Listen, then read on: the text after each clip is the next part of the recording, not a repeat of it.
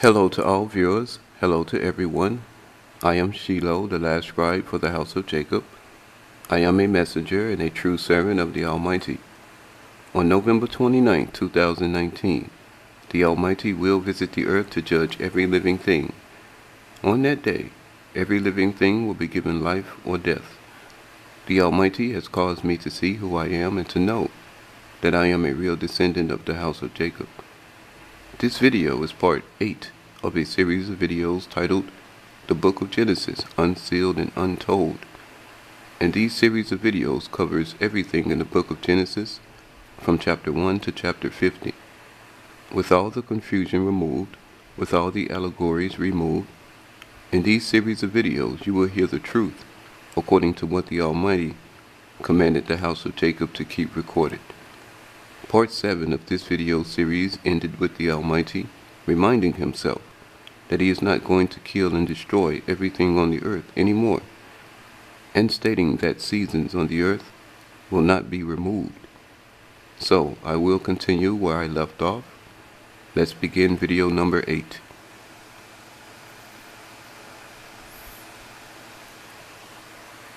The soil, the fields, and the wilderness of the whole earth will remain forever. Therefore the warm spring, nor the hot dry season will be removed. These seasons will not rest, nor be put to an end.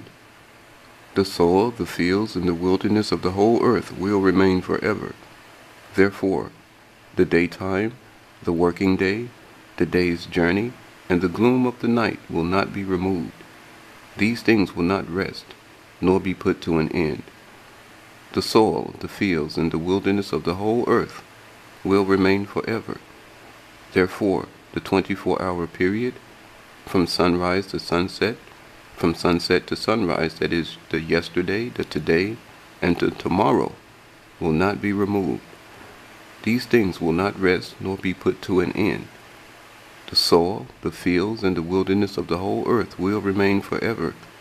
Therefore, at the end of the whole age, my practitioner of righteousness and the descendants of moral quality of the species of Ish will not fail to come. These certain people will not be removed, nor will they be put to an end. Now the Almighty loved Noah. He blessed Noah and his sons altogether. The Almighty spoke to Noah and commanded him, saying, Be fruitful, show fruitfulness, branch off, grow, increase, and bring forth fruit. The Almighty commanded Noah to command all those on his ship to multiply themselves in number and excel. He commanded them to continue multiplying and become many people. He commanded them to multiply and become very numerous in number. He commanded them to multiply and become exceedingly great in number. The Almighty commanded them to set themselves apart and become accomplished. He commanded them to satisfy themselves with the abundance of the earth, and replenish the ground, the fields, the wilderness, and the countries with inhabitants. Now Noah is an object of reverence. He is an object of terribleness, and the fear of him will be upon every beast of the earth, upon every fowl of the air, upon all that moves upon the earth, even upon the fishes of the sea. All the things in the world is appointed to be under Noah's dominion. They are assigned to be under his charge. They are delivered into the power and strength of his hands. Of Noah's judgment, he decides what can be eaten of all living things that breathe air to live. The Almighty visited Noah and spoke to him, saying, Every living thing that has blood in the flesh, that Noah judges to be an object of food, will be consumed in fire first, then eaten.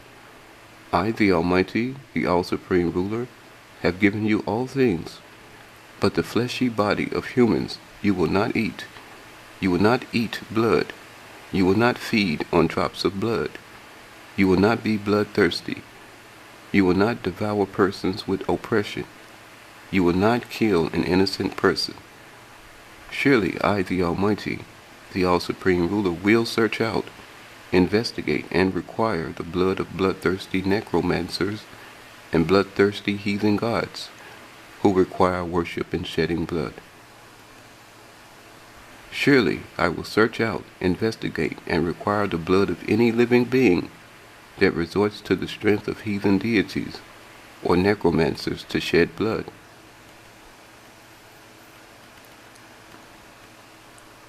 Certainly, I will search out and investigate the life, the mind, the desire, the appetite, the passions, and the soul of any human being who causes death by their own hand, or who is bloodthirsty, or who sheds the blood of the innocent, and I will require their blood.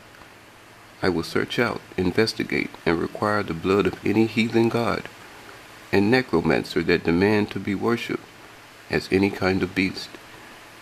I will search out, investigate, and require the blood of any heathen deity and necromancer that require you to study, practice, and resort to the dominion, the power, and strength of any beast. I will search out, investigate, and require the blood of any human being of mankind that devours another with oppression. I will search out, investigate, and require the blood of any human being or person of mankind with dominion, power, or strength, and demand themselves to be worshipped as an animal or god. I, the Almighty, will search out, investigate, and require the blood of any human or any person of mankind that studies, practices, and resorts to any heathen deity or necromancer for ministry, for dominion, for power, for oppression, or for strength. Whether a servant, a mighty man, or a champion, I will require the life of any person that prays, worships, or resorts to heathen deities or necromancers that require the blood of a person or the blood of any living thing. Whether a servant, a mighty man, or a champion, I will demand the life of any person that studies, practices, and follows a heathen deity or necromancer who requires blood. I will demand the life of any beast that sheds the blood of a person. Whosoever pours out the anger of their heart and sheds the blood of a person, then by a person pouring out anger from their heart will this person's blood be shed. Man believes himself to be in the image of Elohim, but mankind's ability to work and accomplish, mankind's ability to perform and execute, mankind's ability to prepare and put in order, mankind's ability to observe and attend to, mankind's ability to institute and appoint, mankind's ability to celebrate and act with effect, is from the likeness of the Almighty, the Creator of all things. The Almighty continued speaking to Noah, saying, I have established my covenant and my ordinance with you. I have ordained you to establish my ordinance and confirm my covenant between all men. With you I maintain my alliance with mankind. With you I maintain my friendship with mankind. With you I fulfill the 7th oath I took to preserve the species of Ish on the earth. You will investigate any violation of my covenant because it is fixed upon you and binding upon you to keep. After your time, I will establish my covenant with children of your semen, and they will maintain my ordinance and confirm my covenant between all men. After that, I will continue my covenant and my ordinance with your descendants.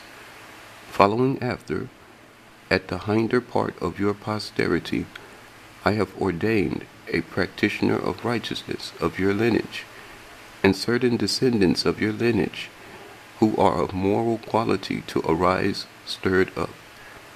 They will be made to be powerful, and they will come on the scene in hostility toward all those who violate my covenant.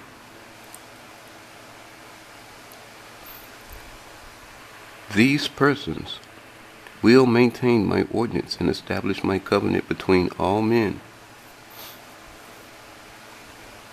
With them I will maintain my alliance with mankind. With them I will maintain my friendship with mankind. With them I will fulfill the 7th oath I took to preserve the species of Ish on the earth. These certain persons will impose my ordinance and my covenant upon all mankind to the ends of the earth. They will carry out and maintain the duties of my ordinance and my covenant. They will investigate and judge any violation of my ordinance and my covenant, because it will be fixed upon them and binding upon them to keep. I will cause them to become established and endure. The purpose of my ordinance and my covenant will be fulfilled. Now, my ordinance and my covenant is upon all living things. I made my covenant between all the living things on the ship.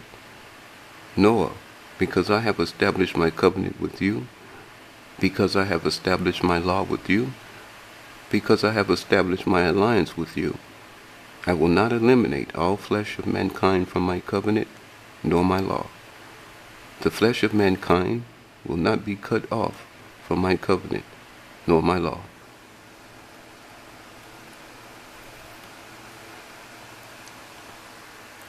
My covenant with you and all your descendants will not perish, nor will all flesh be cut off by a flood of raging water. To you, to all your descendants, and to all living things that were on the ship with you, my covenant is to be a monument and a memorial. My covenant is to be always remembered. Therefore, for a token of remembrance, I have created a rainbow. I have appointed my rainbow to stretch out among the clouds and the sky.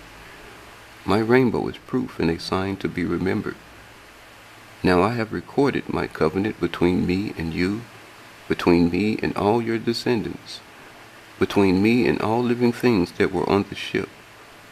And I will think well upon my covenant, and it will always be remembered in my mind. The Almighty finished speaking to Noah. The sons of Noah departed the ship with their father Noah. Then they went forth unto the earth with a purpose. Noah's sons were Shem, Ham, and Japheth. These are the 3 sons of Noah, and unto them all the earth was in their possession. Noah began his inheritance and stewardship of all the earth. As he stewarded all living things, Noah began to become a great man and a mighty servant. But over the process of time, he began to greatly transgress. Then people began to break the covenant and the law of the Almighty. Men began to wound and kill each other.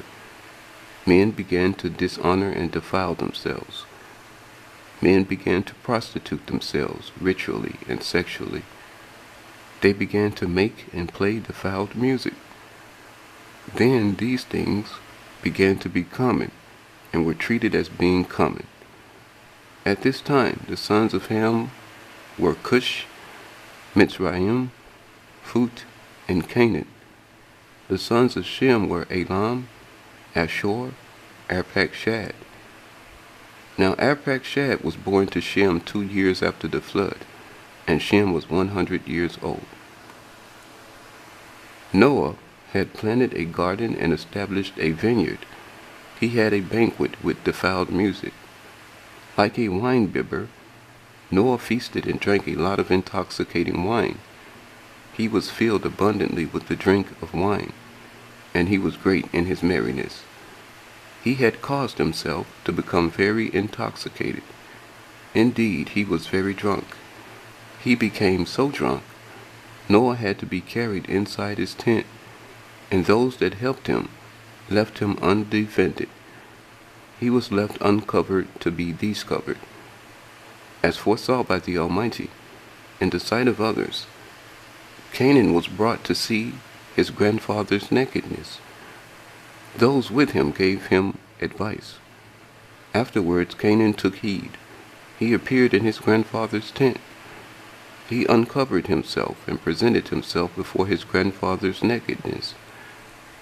Canaan observed his grandfather's nakedness and joyfully looked at his grandfather. Canaan looked at Noah's face and gazed upon his nakedness with approval. Of indecency and improper behavior, Canaan enjoyed being near the nakedness of his grandfather. He did not report it to his brothers. He did not make it known to his brethren. Shem and Japheth took a garment and placed it upon both their shoulders, and walked backwards, then covered the indecency, the nakedness of their father. Their faces were turned away so they could not see the indecency of their father's improper behavior. When Noah became active and awoke from his intoxication of wine, Noah considered. He was wise and acquainted with physically knowing a person. Then he discerned, and it was revealed unto him. He understood what his grandson had done to him. Noah called for his sons. He spoke to them, saying, Canaan has been laid under a bitter curse, and he is going to be made to be a bitter curse. Cursed be Canaan on all sides. He will be a slave of slaves to his brothers and his brethren. For the treason and blasphemies of the Elohim, a bitter curse is upon them and their God King. Altogether they will be made to be a bitter curse. Adoration, praise, and blessings be to the works and possessions of Shem, and Canaan will be his servant. Japheth is a silly one, simple, naive, and gullible. The Elohim will entice him and deceive him. The Elohim will allure, flatter, and persuade him to have a very open mind, a very open morality, and a very open mentality. His descendants will establish themselves and stay in Shem's place of habitation. Japheth's descendants will establish their rest in the sacred tabernacle that Shem establishes to honor the Almighty.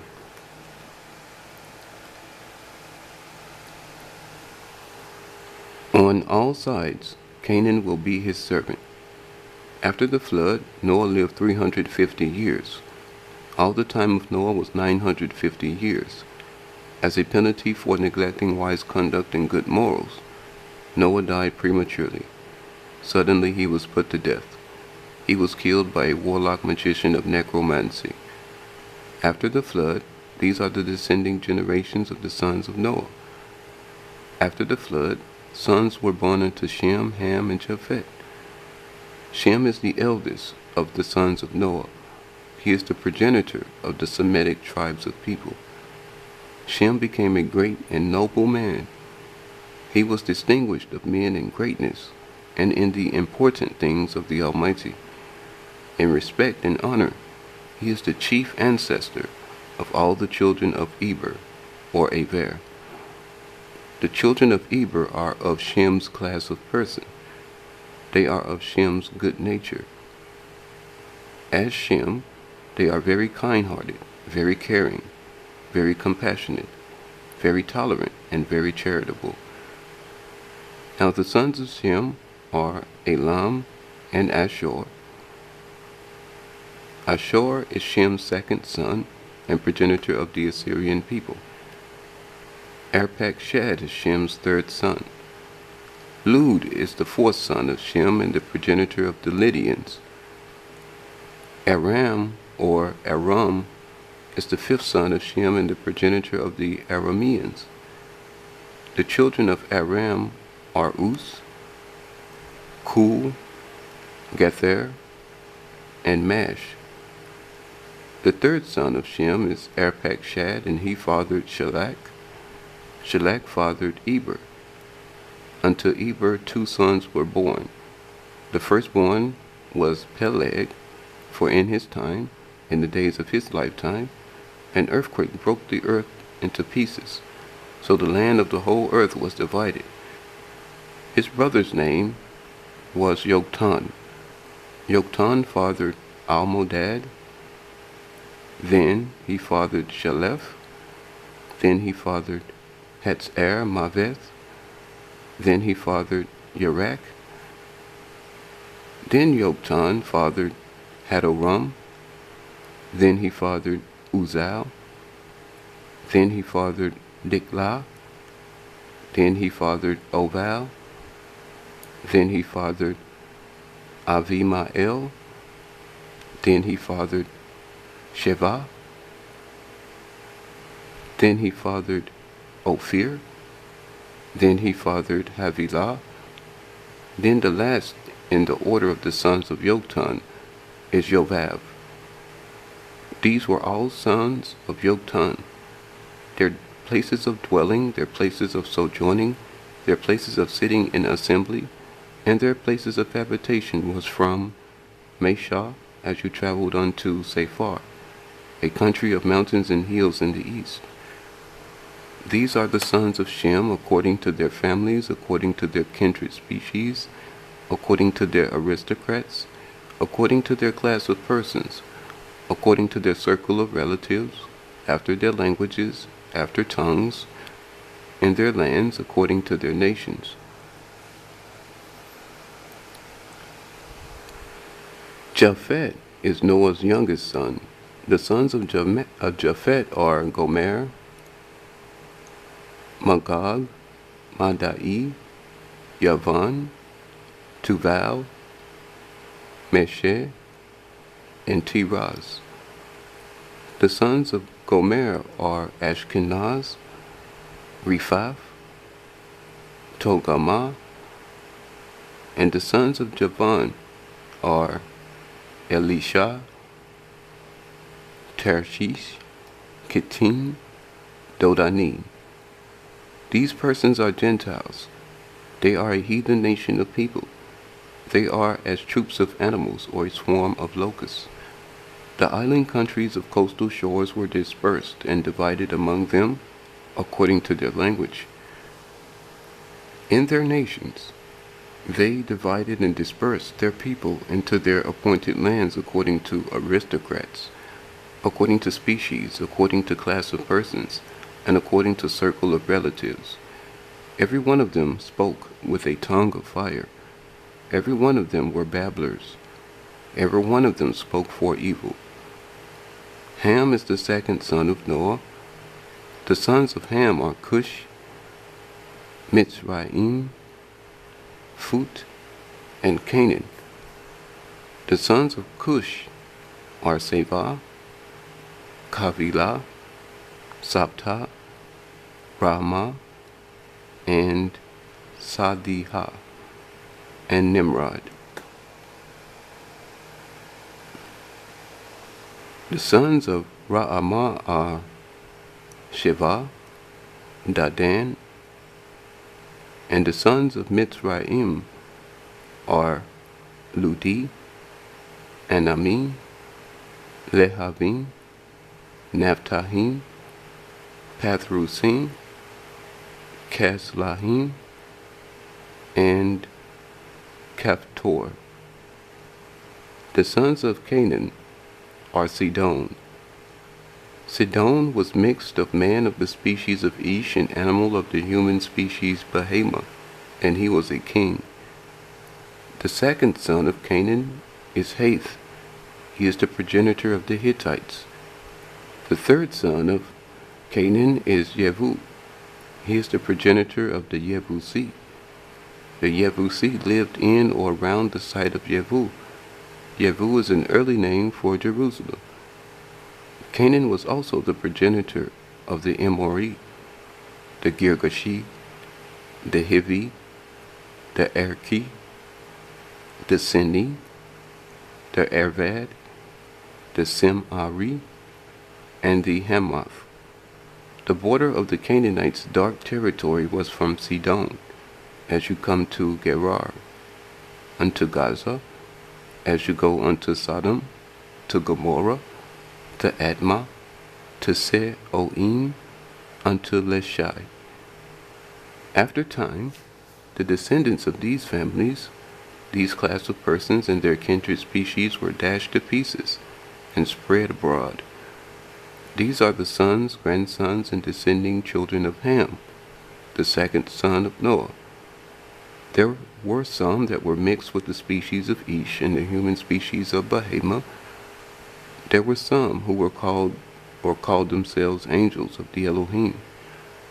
And the land of the living, and the fields, and the wilderness, and the city-states of the land, to the ends of the whole earth.